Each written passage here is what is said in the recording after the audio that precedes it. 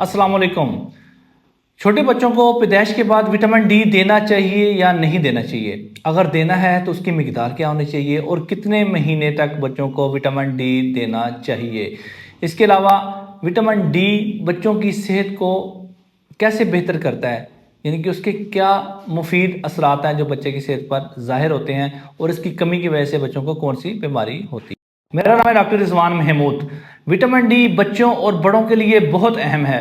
बच्चों में ये दांतों और हड्डियों की ग्रोथ के लिए बहुत अहम किरदार अदा करता है, क्योंकि विटामिन डी की वजह से आंतों से कैल्शियम जज़ब होता है और वही कैल्शियम हड्डियों में इकट्ठा होकर उसको मजबूत बनाता है। इसके अलावा ये दिमाग की ग्रोथ के लिए भी बहुत अहम है और बच्चों में क़ुव्वत मुदाफ़ती निज़ाम यानी इम्यून सिस्टम को भी ये मजबूत करता है। अब मैं आपको बताऊंगा विटामिन डी हम हासिल कैसे कर सकते हैं, यानी इसके सोर्सेज क्या हैं। ये सूरज की अल्ट्रा वायलेट लाइट की वजह से बनता है। जब बॉडी पे हमारे जिस्म पे सूरज की अल्ट्रा वायलेट लाइट बनती है तो इसकी प्रोडक्शन होती है और गर्मियों में इसकी प्रोडक्शन अच्छी होती है, लेकिन सर्दियों में इसकी प्रोडक्शन बहुत कम हो जाती है। इसके अलावा विटामिन डी अंडे की जर्दी, दूध, फिश ऑयल और फैटी फिश के अंदर भी मौजूद होता है। इसके इस्तेमाल से हम विटामिन डी को पूरा कर सकते हैं। अब मैं आपको बताऊंगा विटामिन डी की कमी की वजह से बच्चों में कौन सी इलामात आ सकती हैं। बच्चों का सर का साइज़ बड़ा होना शुरू हो जाता है, माथा जो है वो आगे को निकलना शुरू हो जाता है। इसके अलावा सर के ऊपर जो नरम हिस्सा होता है बच्चों का वो देर बाद बंद होता है, जो कि जल्दी बंद होना चाहिए। विटामिन डी की कमी की वजह से देर बाद बंद होगा। बच्चे की कलाई चौड़ी हो सकती है, टांगें टेढ़ी हो सकती हैं और कद भी छोटा रह सकता है। बच्चों के दांत बहुत देर बाद निकलते हैं विटामिन डी की कमी की वजह से। इसके अलावा बच्चों की इम्यूनिटी यानी क़ुव्वत मुदाफ़ती निज़ाम कमज़ोर पड़ता है, जिसकी वजह से बच्चों को बार बार इन्फेक्शन का अटैक होता है, बार बार बुखार होगा, चेस्ट इन्फेक्शन होगी, लूज मोशंस लगेंगे।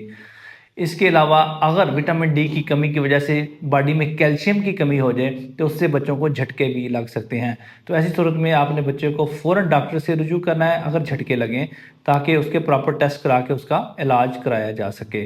अब मैं आपको बताऊंगा विटामिन डी की कमी का हमें कैसे पता चलेगा, कौन सा टेस्ट उसमें करवाना चाहिए।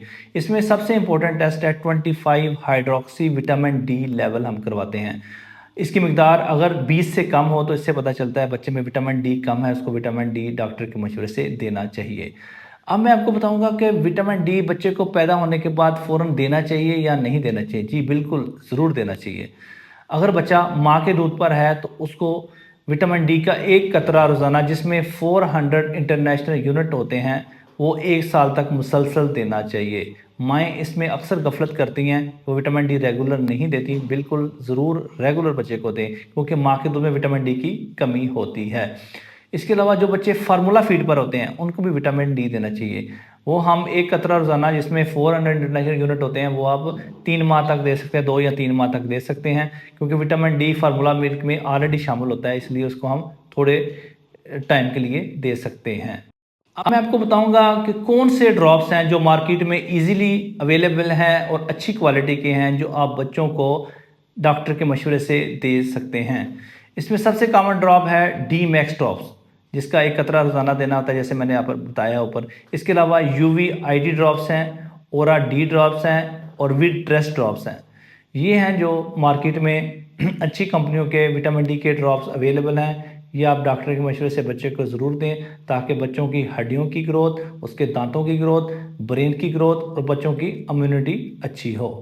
उम्मीद करता हूँ आपको ये मेरी वीडियो पसंद आई होगी। मज़ीद वीडियो देखने के लिए मेरा चैनल सब्सक्राइब कीजिएगा। मुझे दुआ में याद रखिएगा। अल्लाह हाफिज़।